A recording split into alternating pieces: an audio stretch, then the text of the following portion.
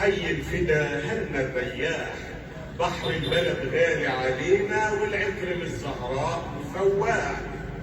حي المحطة ناس كرام، واهل الادب اهل الاعجاب، والخلف اهل الحمزاوي واهل المساكن الف سلام.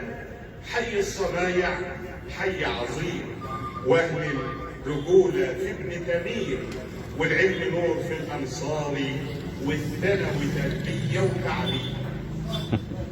والجن ناسه في عيوني ووسط البلد والسلموني، فيه ناس عزاز تحت السكه والسيمه بالحب هدوني.